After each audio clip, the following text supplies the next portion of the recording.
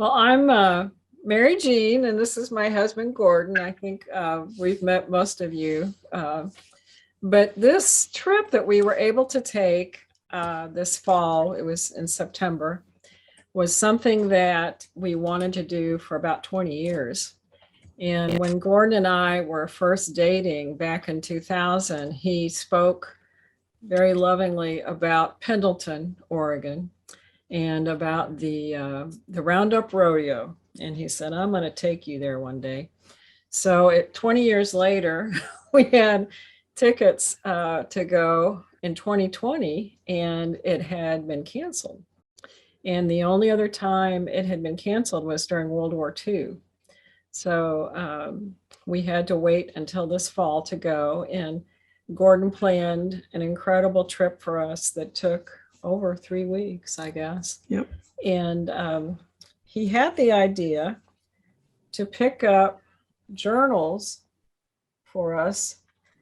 And he said, I think it'd be neat if we would write, during the trip. So I wanted to include this because, from just with all we're dealing with COVID and everything, just to get away was incredible and so liberating. And each night we would write in our journals separately and then come together and share what we experienced that day. And it was kind of fun to see how each of us had a slightly different experience wherever we went. So, and the other thing that he did was he recorded a bunch of songs for us to listen to.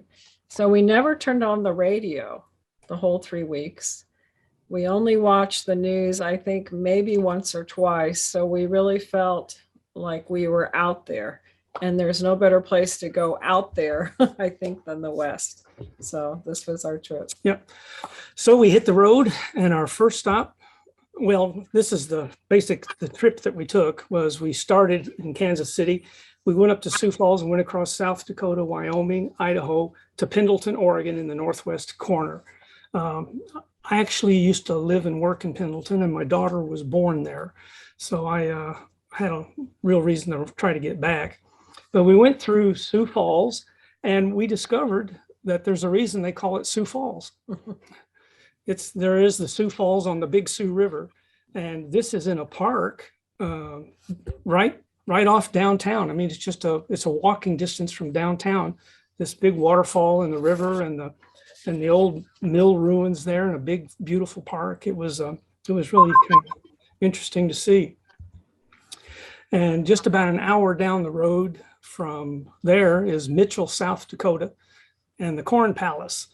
And they build murals all along the Corn Palace make it out of ears of corn and other parts of the corn plant and that sort of thing. And they change it every year, make new murals. I was there with my daughter about 20 years ago, and they had pictures of Elvis on there. And they also put murals on the inside where they have a big championship basketball court and an arena where they do a lot of local events kind of thing. This picture, if it's big enough for you, you can kind of see some of the different kinds of corn that they use to get different colors and things and different textures with different parts of the plant and that sort of thing. This is George Mcgovern, who ran for president in '72 and was a longtime senator from South Dakota. And they put him on here this year because the Corn Palace was celebrating its 100th anniversary. And they thought that was an important piece to put on there at that time. And just down the road, South Dakota, we found out, has some of the most interesting rest stops that you can. This was a rest stop on the highway. This is a statue called Dignity of Earth and Sky. I always kind of thought it was maybe Sacagawea, since she went up the Missouri River with Lewis and Clark, but they didn't say that. But it does represent the honor the Lakota and Dakota people who are members of the Sioux Nation. And it's on a cliff overlooking the Missouri River going through South Dakota. Just a beautiful statue in a beautiful setting. And I know some of you have been there to this as well. We've seen this on other travelogues. And just down the road from there, we hit the Badlands. And I always like to say, when you look at a picture of the Badlands, you can see why they call it bad. If you tried to cross it, you'd have a very bad time. But at the same time, they've got lots of interesting formations. I thought this one reminded me of the pyramids of Giza. And can you see the mountain goats on the things there? And just to help you see them a little better, they're up close. Aren't they amazing? I mean, I could barely see them in the first place, but when you look at them close up, the little one is just kind of hanging out and sitting there, like almost taking a nap, and the mom's right by. And I can't imagine, I think the depth of where they are perched is very narrow. So I'm just amazed at how high they were. And when you make the loop through the Badlands, you come out on the other end at Wall, South Dakota, which is famous for the Wall drugstore, which got famous during the Depression for handing out free ice water. And nowadays you can get buffalo burgers, and they've got a big backyard where they got lots of things you can play with that's free. There's a regular mall inside the shop. This is Mary Jean having her free ice water and a buffalo burger. Which was really good, by the way. And that's me hanging out with my pal Harvey, the 6-foot rabbit. And on the right, Mary Jean is trying her luck with a buck and bronco out in the backyard at Wall Drug. They also have a giant jackalope you can ride if you want to try that one. And in the mall inside, there's all kinds of different stores. There's leather stores and clothing stores. And Mary Jean? Yeah, I bought this hat there and another Western style shirt. And what I didn't realize, and Gordon would catch these pictures of me, in many of the places I was shopping, there were incredible mounted animals above that I didn't even notice, but they're all over, and the work there is pretty amazing. And from there, it's a short run to Mount Rushmore. Mount Rushmore. And we got there about 6:30 in the morning, and you can see when you're there early in the morning, you've got the place pretty much to yourself, which was really nice. This is the avenue of flags leading up. And a photo tip is those faces face east. So if you get there in the morning, the sun is on them and you get a good picture. I was there 20 years ago with my daughter in the afternoon, and the pictures were terrible. So the morning is a good time to be there. And very near there is the Crazy Horse Monument that's being built. This thing is huge. If you see the big flat space across there, that's about the size of a football field, and that's going to be his arm pointing. And all 4 of the presidents in Mount Rushmore can fit on Crazy Horse's face. That face is huge. And if you take that, look at that hole under his arm there, it's not even done yet. It's already 10 stories tall. This statue is going to be the biggest statue ever in the world. The Kowalski family has been working on this statue for 3 generations now for the Indian nations out there. And I suspect it'll be another 5 or 6 generations before that thing gets finished. It's an amazing piece of work. They also have a terrific museum there. They got a lot of Indian artifacts and Indian beadwork and I was interested in they have a $5 bill from 1899 there that features running antelope, a chief of the Uncappa. And it's the only printed bill in the United States money that ever had a Native American on it. It was a pretty interesting little thing, but museum full of things. From there, we started off through Wyoming.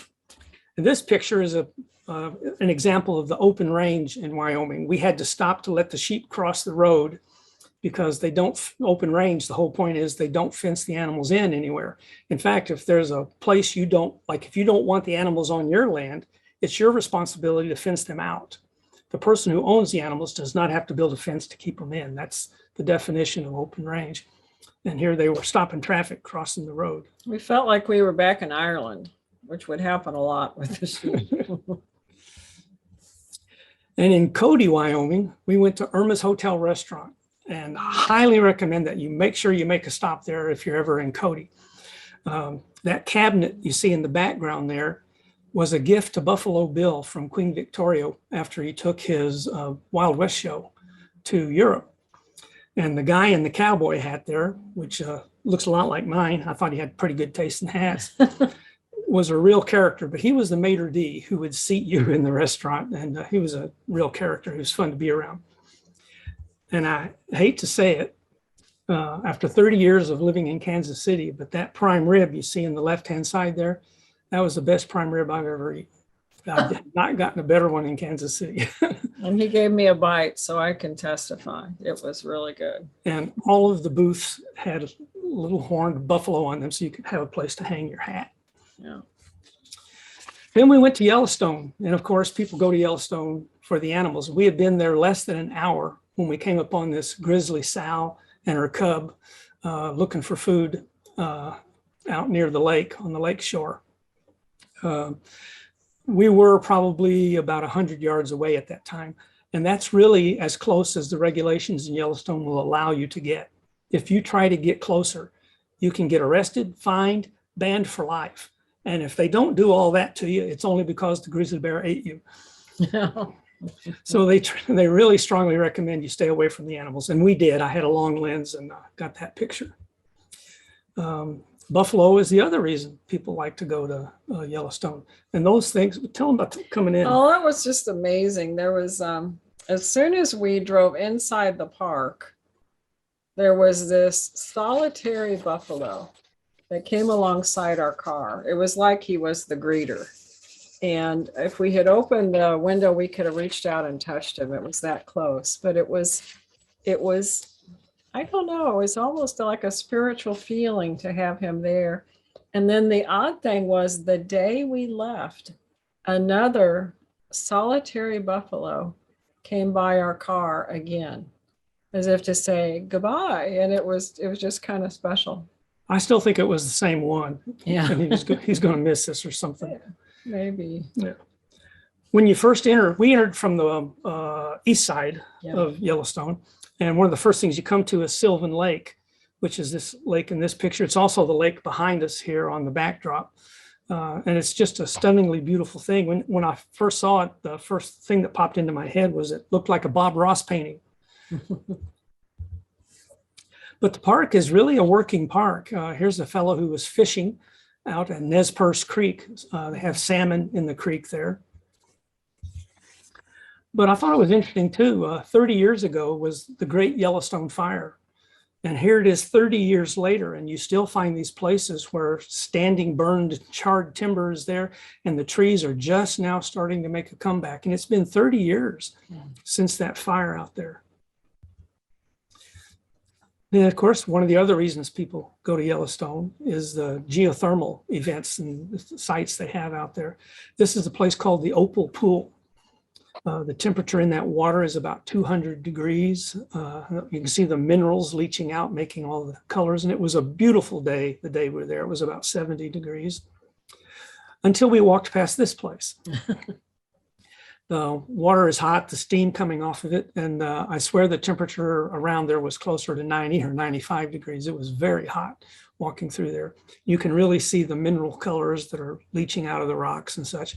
And here, the network of things you see out there are bacterial mats that are growing. They're, what's the word I'm looking for? Thermophilic bacteria. They like the heat. So they grow in all these different mats out there. Then we went out the south end of Yellowstone, which takes you immediately into the Grand Tetons. This is at the north end of Jenny Lake. The Grand Tetons had their heads in the clouds that day, so we didn't see the peaks too much, but it was still beautiful to watch. And the Snake River in the foreground there, you can see how it's snaking around. I guess that's where it got the name. It runs around right at the foothills of the Grand Tetons.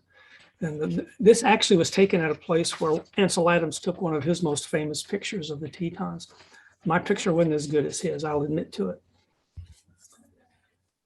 Then we moved on to Idaho, and we spent a night in Idaho Falls, and then that morning drove over to Craters of the Moon National Monument.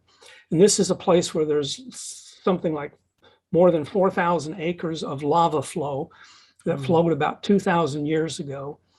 And most of it still is not supporting any life of any kind. And they've got little paths out there, and they ask you to stay off the lava, although there's a young girl there who didn't seem to know the rules. I climbed up an 800-foot tall cinder cone. That was quite a hike up there. And looked around, and you can see as far as you can see just what looks like total desolation. And that's craters of the moon. Now they also have lava tubes where the lava squirted out and left tubes behind. I'm trying to find my... That form a cave. And yeah, and they make a cave that you can go down into. Here we go. And if you look closely, right here where that little red thing is, there are two people standing there. This is a huge cave. And it was about a 1/4 mile long, and you can see the bottom of it is really rough and ragged. It was tough to walk in there and do it. If you don't have strong ankles, you don't want to do it. Plus, they've got problems with white nose fungus and bats. So you have to have a permit to get in the cave. I got myself a permit and went in, but the permits are available on site on the day you want to go. They just ask you questions about whether you've been in a cave in the past 15 months.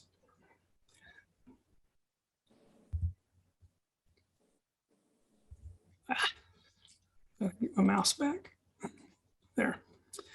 Then we went to Twin Falls, Idaho, and the Snake River flows right through there in the big Snake River Canyon. It's pretty dramatic. And this is a place that's called the Shoshone Falls. However, every fall, I tend to say it's more like the Shoshone Cliffs. The waterfall, there's only a little bit falling over on the right-hand side in the corner there. And the reason for that is that all the water is irrigated out of the river for farming during the summer. And at the end of the summer like this, the reservoirs are being refilled and the river is not flowing. But when it flows in the spring, the waterfall here is taller than Niagara Falls and more than 3 football fields wide. It's huge and very dramatic. I'd like to go back in, say, March or April sometime, I think. Get a good look at that. Then we went to Pendleton. The Roundup Rodeo has been going on since 1910, with only the 2 years that we talked about that have been missed. Now, if you want to get on the rodeo grounds like we did here, they don't normally allow that. But this is me standing by the bucking chutes. And but what we did is if you go on the very first day of the rodeo, they call it Senior Day, and you can get a ticket to a barbecue on the grounds, and that gets you on the grounds. And so we had a barbecue supper on the grounds there.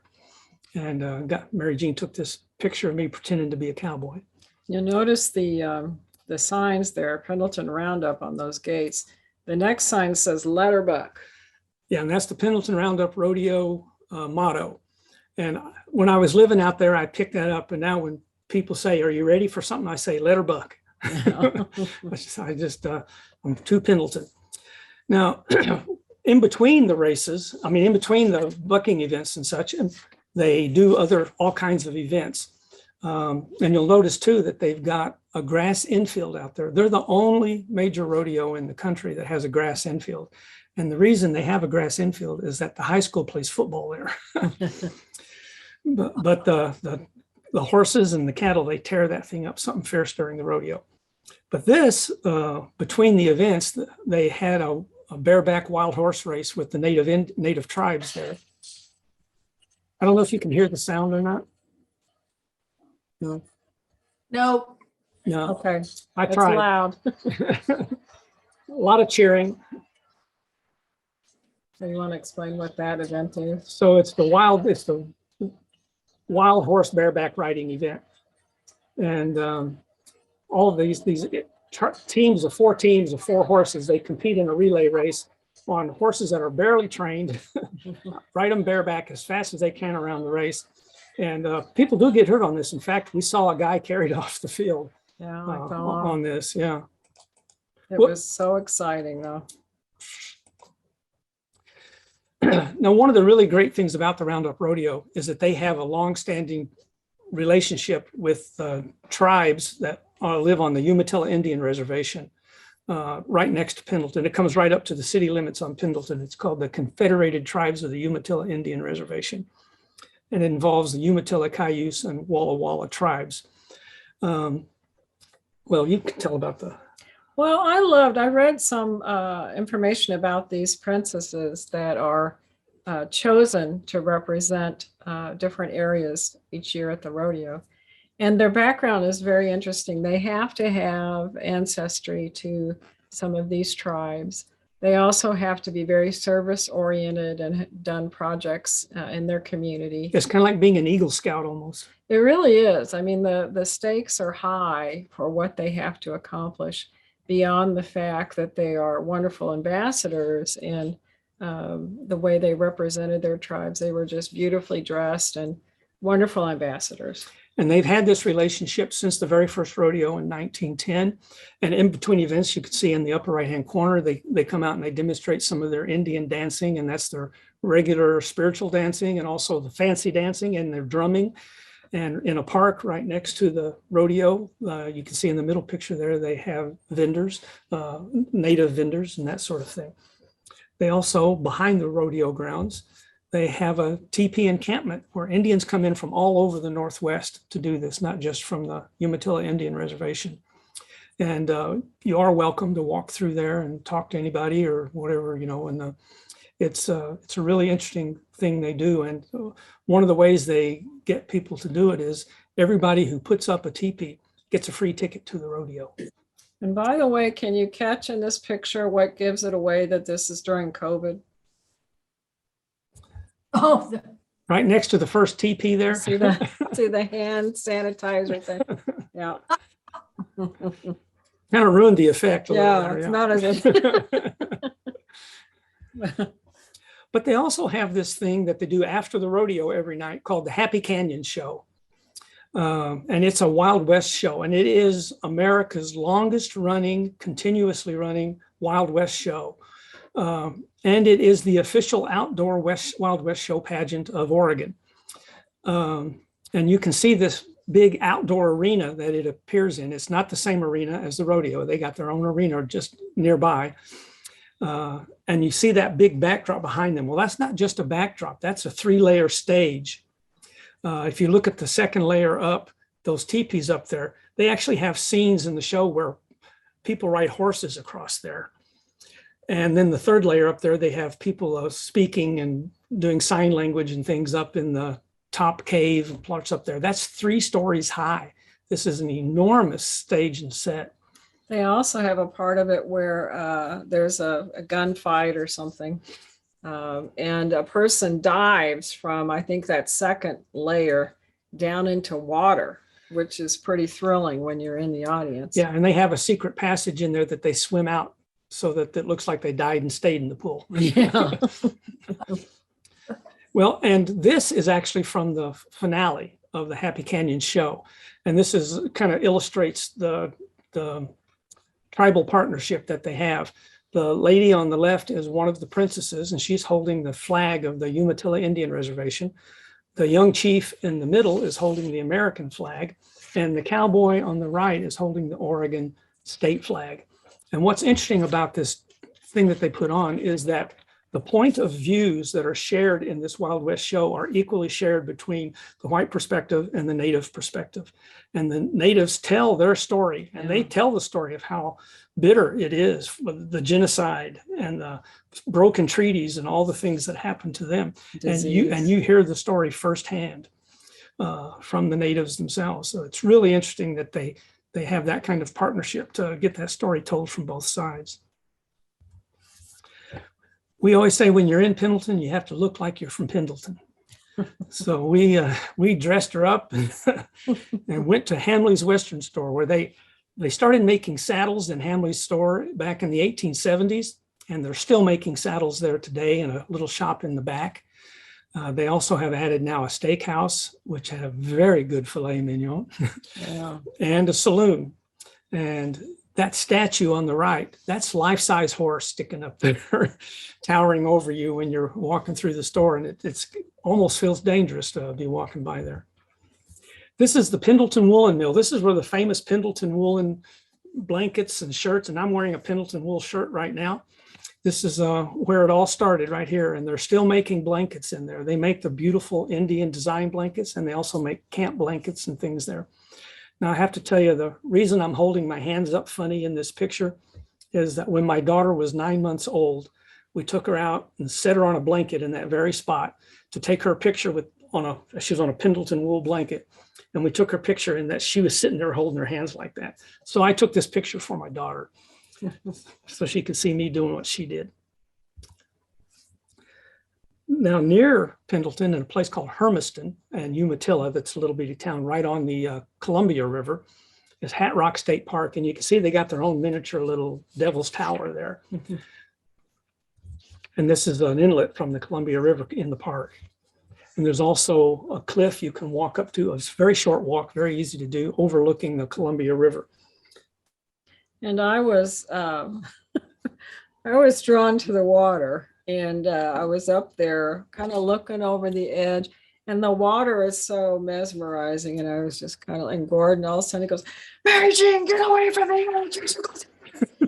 So I had to move over, but the view from up there was just so beautiful. It was really pretty. Yeah, I started screaming after I took this picture. She was even closer.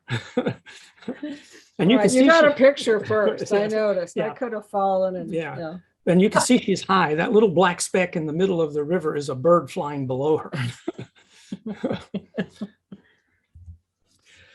Then our intended trip back home after Pendleton was we were going to go over to the Oregon coast and go down the coast and then hit Northern California for the redwoods and go back through Lake Tahoe and hit Arches National Park in Utah. But there were a lot of big fires going on around Tahoe and Reno at the time. So we changed our plan and we drove back up through the middle of what's that called? Oregon. We went down the coast just like we thought and went to the redwoods and then went back up through the middle of Oregon through an area called the Willamette Valley. It looks like Willamette, but they pronounce it Willamette. And that's where a lot of the agriculture is. They grow berries and fruits and nuts and all kinds of things there in the Willamette Valley. Now on our way to Pendleton, we went through the Columbia River Gorge National Scenic Byway. That's the interstate itself, and it runs right along the Columbia River. And you go through this huge gorge with Washington on one side and Oregon on the other. One of the most amazing sights there is this place called Crown Point and this building on top called Vista House. On the right side. On the right side, jutting out into the thing. We were on another point farther back from it called Chanticleer Point, where you get this good view. And it's just a stunningly beautiful place. This place also, there's a 24-mile loop there called the Scenic Loop that has 5 of the most beautiful and wonderful waterfalls in North America, all within about 24 miles. A couple of them we took pictures of here. On the left, Multnomah Falls, and it's got this bridge up. See, there's a lower falls down below the bridge and the upper falls. And the entire falls, including the lower falls, is 620 feet. And it's easy to walk up to the bridge. And if you want, there's a path all the way to the top of the falls as well. And then on the right was La Tourelle Falls. That's only about 250 feet high. But it's just amazing. These waterfalls are beautiful and amazing.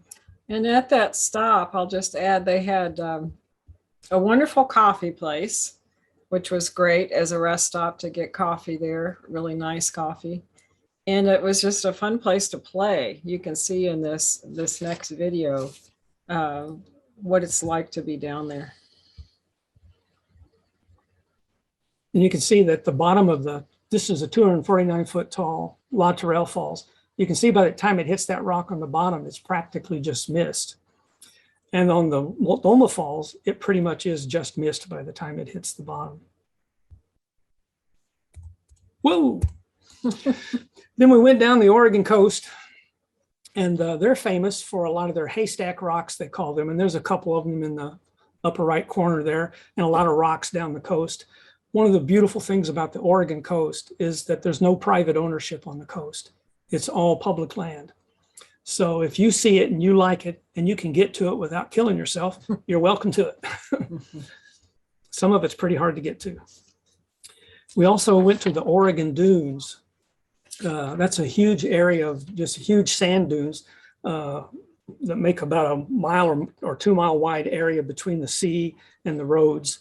Some of those dunes get as much as 500 feet high. Some of them are starting to get some trees on them, but there are others where it's as bare, you feel like you're out in the Sahara Desert. This is Mary Jean in an area with sea oats and a few other things in the dunes. The dunes are an amazing thing. Highly recommend it. From the dunes, we headed off to Crater Lake. There had been a fire called the Jack Fire, that had been in that area right before we left. And in fact, they opened up the road we were on only 2 days before we were to go through. And this scene of burned out trees you see here, it was like that on both sides of the road for about 2 hours of driving. It was an immense amount of devastation. Yeah, it was so sad. Yeah. Then we hit Crater Lake. Now, the Crater Lake the rim is at 6,200 foot elevation, so the weather can be very unpredictable. And here we were in mid-September, and it had been 80 degrees the day before we arrived, and it was 70 degrees the day after we left. But the day we were there, it was a snowstorm blizzard. And it was really a treacherous drive up the rim. I mean, the snow was falling, the roads were not cleared very well. There was a 200-foot drop off on the side of the road where I was driving, and we hit the cloud layer, so you couldn't see anything. And after we got up there, they closed the road. They wouldn't let us out. And in fact, for this picture here, where Mary Jean bravely sat in the cold while I took her picture with Wizard Island in the background, we got stuck. Yeah, we couldn't move. So we had to back and forth a while and work ourselves out of the snow we were stuck in there. So the first thing Mary Jean did when we got to the top, I bought a coat because I was freezing, and they had a store up there, and this coat was only $46. It wasn't a lot, but man, was it warm. It really helped me out. And I can tell you, no matter how many times you've seen pictures of Crater Lake, when you top that hill and you see it for the first time, I will 100% guarantee it will take your breath away. There's no picture in the world that does justice for what that looks like. Now, look at the blue in these waters here. And that was on a sort of cloudy day. You can see it on a sunny day. Yeah. That lake is the deepest lake in North America at 1,949 feet. And then the island out in the middle is Wizard Island. And the lake is left over from the eruption of about 4,000 years ago of a mountain called Mount Mazama. It was a volcano, and it blew up and left this lake behind it that filled up with water. And a lot of it is spring fed. So it stays about the same depth all year long. The amount of evaporation pretty much matches the amount of spring water flowing in. And the water, you can see the different shades of blue just in these two pictures. But it was fascinating to watch that water change colors. And the best thing I could liken it to is when you're working with paint and you have one color and then you add another color in, and it hasn't been incorporated yet. It's just kind of out there. So I love turquoise. It's my favorite color. And there were streams of turquoise and deep blue, and it was just gorgeous. We didn't stay on the rim in the cold weather. We had earlier booked a cabin at the foot of the mountain in a place they call Mazama Village. This was our little cabin in the woods. And we had bear-proof shutters on the back. And I went back to look at them, and there are some pretty good scratches on there. Yeah. So I think we were glad there were bear-proof shutters. And they did tell us bears had been seen in the area earlier that day. And just so you know, this cabin, it wasn't just ours. There were 4 units in there, and they were very nicely appointed. And it was a beautiful place to stay. And it was through the Parks and Rec. Yeah. Yeah. From there, we drove down to Northern California and stopped at the Redwood National and State Parks. We stayed in a place called Klamath, California. And we were going to drive down and see more of the redwoods, but when we canceled our trip to Sacramento and went back up to Oregon, we didn't see everything we wanted to see. But the tip here is that on the 101 highway that goes down south out of through Klamath, you hit a place called the Newton B. Drury Scenic Parkway. And it makes a loop that drives through some of the best stuff to see. And it comes out on the 101 again. And you can just head back up the 101 to get back to Klamath, which is the way we did it. That's Mary Jean sitting there amid the trees there. This is the same set of trees with Mary Jean again. And this is a place called the Cathedral, where there's just a ring of these giant trees and you can walk inside them there. So majestic. And I know a lot of you can appreciate that from the beautiful pictures I've seen on other travelogues, but this place just really moved me in terms of a spiritual experience. I really felt like I was in God's cathedral. It was absolutely beautiful. And luckily, I have a husband who had taken 2,000 pictures on this trip, and he happened to catch that moment. So that's a very dear picture to me. And by the way, we're not going to make you look at all 2,000 No, pictures. we're not. And here's what you do the whole time you're in the Redwood National Park. You can look up. So, you better make sure your neck is nice and flexible when you go there. These trees are more than 300 feet high. And I always thought it was interesting that the circumference of these trees is about 70 feet. That's how high a tree grows here. Just to go around the tree is the same size as the height of a big tree in Kansas. And I just lay down and looked up, and that's what you see.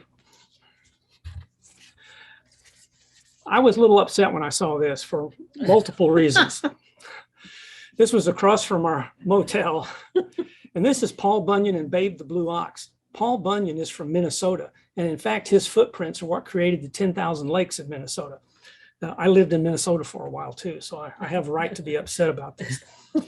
But I can tell you too, I walked under that ox, and that is not an ox, that's a bull. So they got Babe the Blue Ox wrong. From there, we're closing in on it, by the way. This was an epic trip. We went to Canyonlands National Park, which is an amazing place.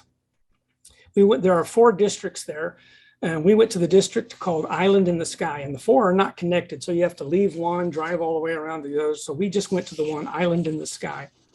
And this is a place where the elevation is about 6,000 feet. And the bottom of the valleys down in there are about 1,000 feet below. So it's pretty exciting to see that. There's this big arch there called the Mesa Arch that is kind of amazing to look at. And there are other arches there too, but not as many as Arches National Park. Now you can see why they call it Canyonlands. There's the whole maze of canyons out there that disappearing into the background and stuff. Bring your attention to that road in the lower left corner, because that's the same road there. And it's the original road into the park. And it winds around with these switchbacks as it climbs up the mountain. And it's really kind of spooky. I saw maybe 3 or 4 cars on there the whole time we were there. And I didn't see a single one going faster than about 5 miles an hour. And you can see that the road is barely wider than the car. I'm hoping that's a one-way road, that you don't have to meet people going down it or something. Now, what I thought interesting was up on the mesa, the 6,000 foot elevation, at the end of summer, it's green. It's not brown like the desert usually is. I take that to be the 6,000 foot elevation. The snowfall that gets really deep recharges the soil moisture.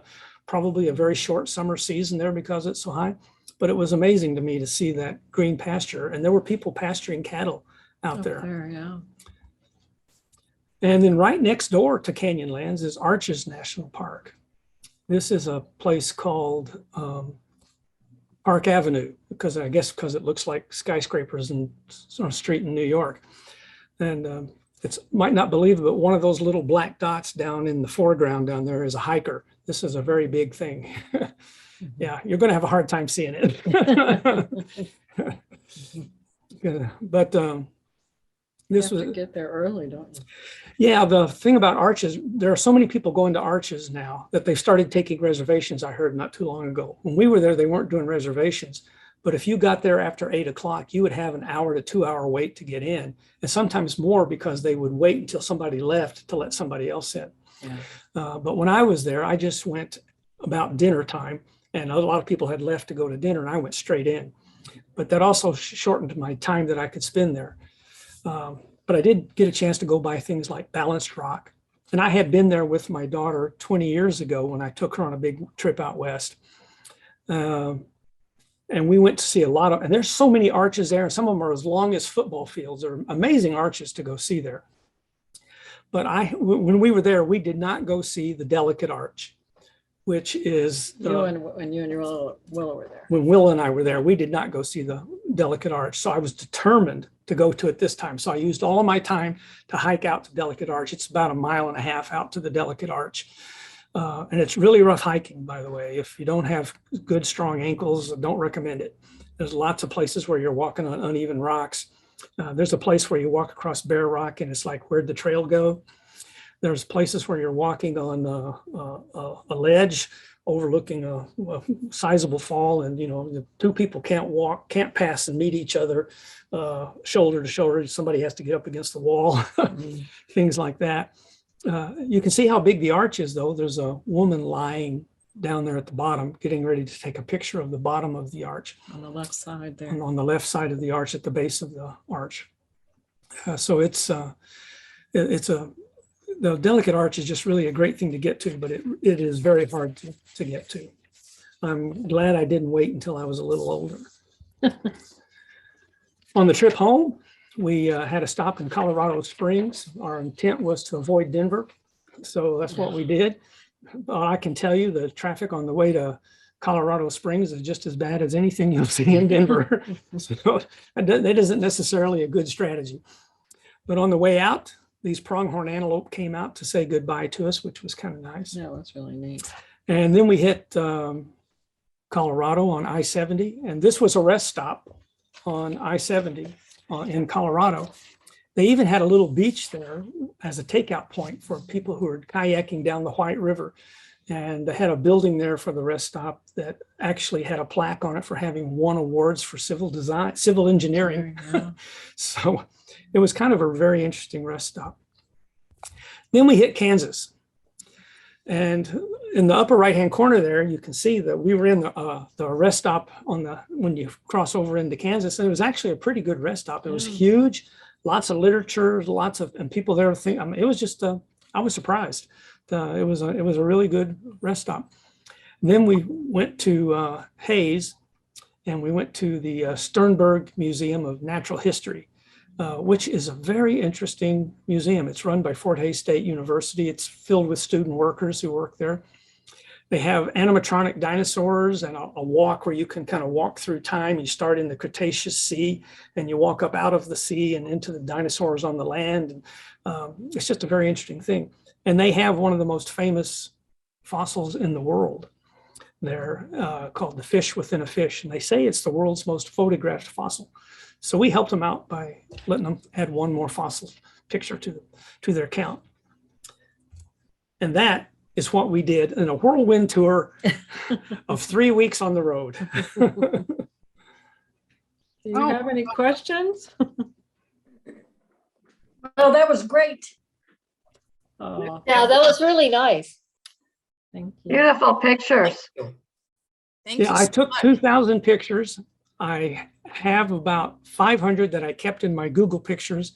And then I think it was about 70 pictures that I showed you here on this. So, Wow. Say that that your description of Crater Lake and how people react to it was exactly how Libby reacted to it when I took her to see it. yeah. I bet, Libby. And later on, I got to fulfill my life, Oh, Oh, great. that's so neat. fulfill my lifelong dream of swimming in it. You swam in it? How cold was the water? Extremely.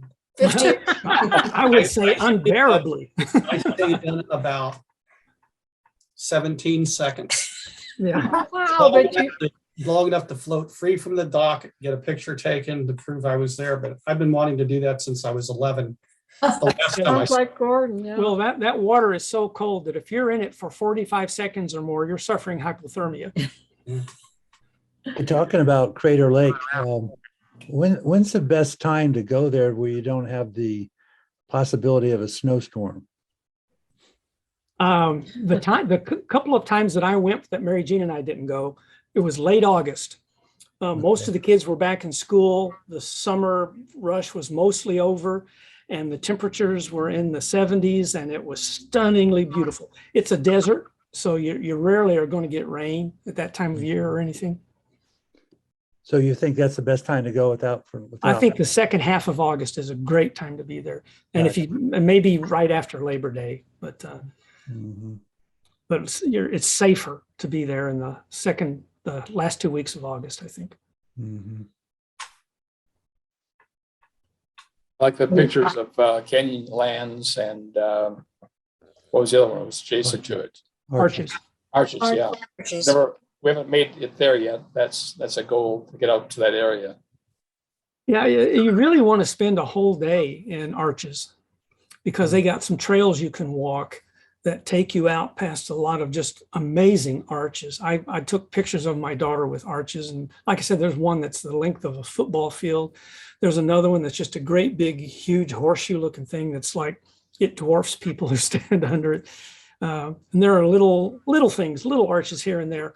And my daughter and I walked to a little place called Apache Notch, where there was just a tiny little arch into a little cave that was just the cutest little thing. It was a perfect little place. And a lot of people don't walk too far out on those trails. Take water. It is a desert. Where was it that you and Willa were that you guys got snowed in that time? Yeah. When I took my daughter out 20 years ago, we did it on the last half of May and the first half of June. And I was taking her to Pendleton where she was born. She hadn't lived in Pendleton since she was about 1 year old. So she'd never actually remembered it. And I was taking her out there. And the Blue Mountains, you cross the Blue Mountains as you go toward Pendleton. And it's about a mile elevation up there. And we hit Pendleton, I think it was about June 1st or something like that. And we camped in Immigrant Springs Campground up in the Blue Mountains, just about 30 minutes from Pendleton. And it was about 70 degrees and sunny. It was a beautiful day. We pitched our tent. And that night, the tent fell on us. And I woke up and looked outside, and there were snowflakes the size of my head falling on us out there. And it was all wet, heavy snow. I went out and shook the snow off the tent. And by the time I got around to the front, it was falling down again. And that's when it struck me. Having lived out there, I realized they're going to close this road. I grabbed Willa, threw her in the car, left the tent, and drove down to Pendleton where it was raining because it's lower elevation. And sure enough, they closed the road for 3 days. And so we stayed in a motel in Pendleton for 3 days that's not what we intended to do. Yeah. You know, Gordon and Mary Jean, I had a chance to go. My wife and I traveled to Boise this about 4 or 5 months ago, and we did the Nebraska, southern Wyoming, Utah, Right. up to Boise, and it was just a great time. We stopped at Arches, we stopped at Craters of the Moon, and Wow. my nephew lives in Boise, and we had a chance to go there. And I love colleges, campuses, so I stopped at BYU, I stopped at Utah State, Idaho State, Boise State. I saw them all. Oh, And cool. took pictures. But I really do like that area, and I've been to Oregon too. Those are great pictures today. It's good Well, to see. that's interesting that Thank you. when we first bought our tickets to the roundup, we were going to go the year before, and then they canceled the roundup. Yeah. We were going to visit my nephew in Boise, but this year he had moved to Minot, North Dakota. Yeah, we didn't go there. So we didn't go there. Oh, come on. Sorry, Helen's done. Oh, well. You should have gone to Theodore Roosevelt National Park in Medora on your trip. Yeah, and we also were quite near Devil's Tower. Yeah. We were at one point we were within 30 minutes of Devil's Tower, but you just can't do everything. And we did make a choice to drive on country roads through Wyoming rather than stay on the interstate. That's a good decision. It was You didn't beautiful. go to the art museum in Cody? We did not. We really only had one evening there. Yeah. That is a magnificent museum. That's what I hear. Yeah, I would like to see that, Helen. Couple days. Mary Jean's sister used to live out there. She's talked about it too. Yeah. Yeah. But I really liked the photo of Falls Park in Yeah. I was amazed at how beautiful that place was. Mhm. And I'll tell you, Sioux Falls has some really great restaurants. It's a beautiful little town, 190,000. I don't guess it's all that little, That one. but it doesn't feel like a great big town. And that park, I was just amazed at how beautiful that park was. And it's like 4 blocks from downtown. Yeah. It was just a beautiful thing. It'd be a terrific weekend trip for anybody who just wants to make a weekend trip. It's about a 6-hour drive. We went there last summer. It was horribly hot, just happened to be, but it was wonderful to see the falls. But then we also drove around the downtown area, and they have sculptures on every corner that are amazing. Wow. We found that One of same my favorite thing when things. we stayed in Baker, Oregon. It's a little town of about 15,000 people, and they have statues of ostriches and lions and bears and things all made out of metal all over the downtown in Baker. And Baker's a cute little town. It truly is. That's good to know though, Libby, because we didn't get that far in to see those. So that would be nice to see. Well, Jonathan has also talked about going to Sioux Falls, haven't you, Jonathan? Yeah, I went through, we walked down the downtown area and took pictures of many of the sculptures. They've a wide variety of them, quite beautiful. I think they have an annual show that some pieces are permanent, some change each year. But I love between Falls Park and the downtown sculpture is a beautiful little city to visit. Yeah, we're hoping to go back someday for a weekend visit and see more of this stuff. We realized we weren't there long enough to really enjoy the whole town. You know, speaking of that, Jonathan, is that archived? Because you presented